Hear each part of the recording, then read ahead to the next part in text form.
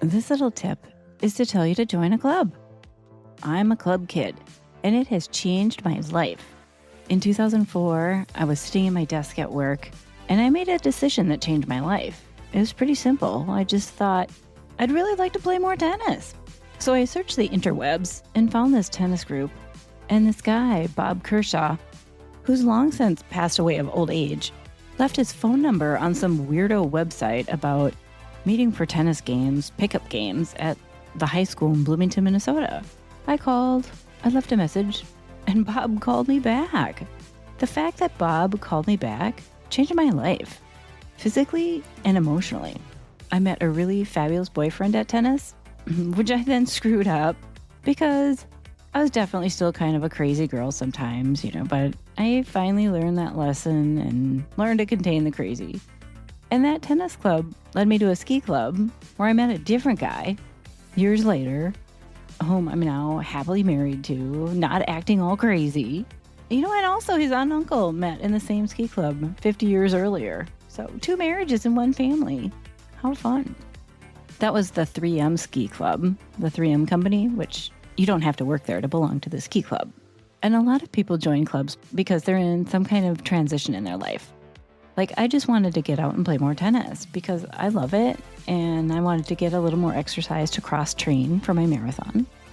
And with all that running, people would say to me, "We can't wear you out." And I was so happy to hear that because I was getting in good shape. And I was single, and I wanted to get out more in general.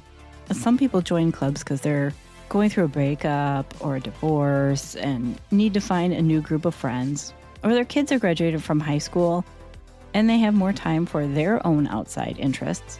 Or maybe their spouse doesn't share the same interest or has different abilities. When you're in some kind of transition in a new environment, you're just naturally open to meeting more new people and opening your world to finding new friends and activities that you enjoy. In school and college, it's easy to find clubs. But as an adult, you just have to reach out a little more. They're out there, especially like places like Meetup on the internet. I took over the Minneapolis tennis meetup group, which has been great. I could also use some help with that. My husband's family belongs to a yacht club in Minnesota, which always sounds super fancy. And it got us into the uber fancy Monaco Yacht Club because they have reciprocity with other yacht clubs around the world. And when we got married, we got to use the yacht clubhouse for only $250. So it saved us a lot of money. And my mom belonged to other garden clubs, which I still go to, even though it's a long drive for me, because I learned something new about plants every time. And they have these great guest speakers that come in and talk about horticulture. It's really good. And a lot of people belong to book clubs or groups to help them speak foreign languages. And I kind of feel like by doing this podcast, I'm creating a little club community of like-minded people. And running is how I've gotten to meet so many cool people who are just doing amazing things.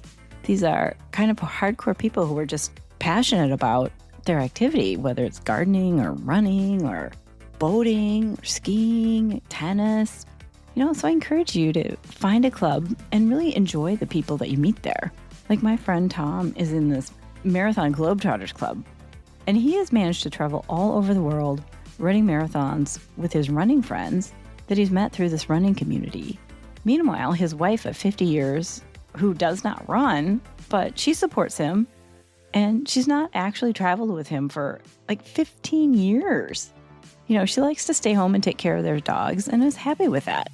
And Tom has met enough cool, awesome friends that he can go anywhere in the world and know somebody because of all these club connections. I think that's pretty cool. Joining a club is just a great way to meet people who share your passion, and sometimes they can help you save money too, like using that yacht clubhouse. And you probably get a discount on merchandise, and you get connected with other clubs around the US and the world for better deals on travel. Joining a club is really the best travel hack I've found.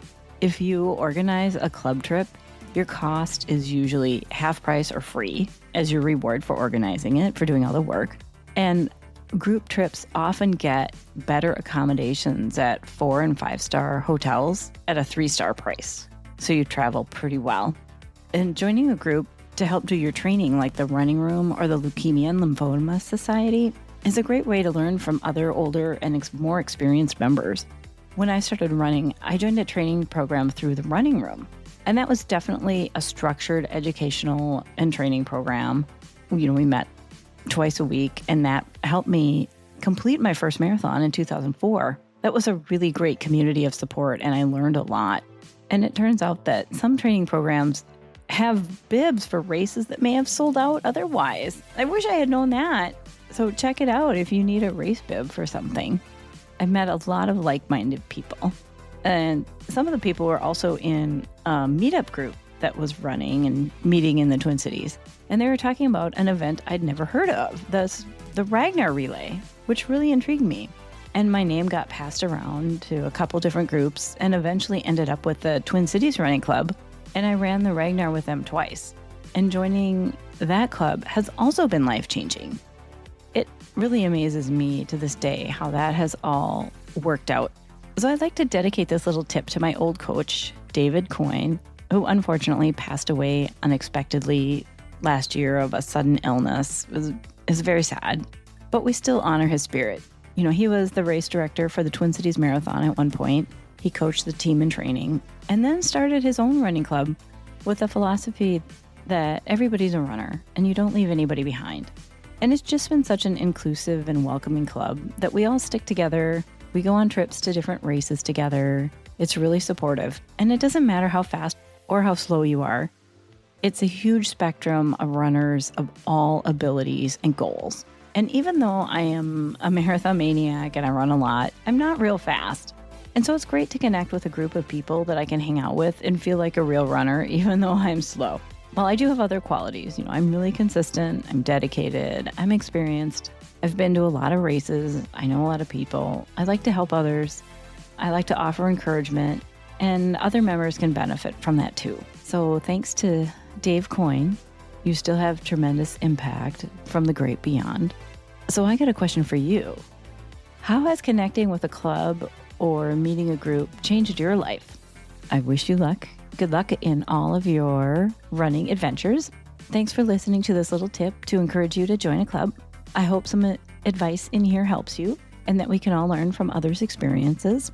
And remember to support and donate to my charity or any charity for medical research. I'm Sally Hed Dahlquist, host of the podcast Unstoppable Stories That Move. Keep moving forward.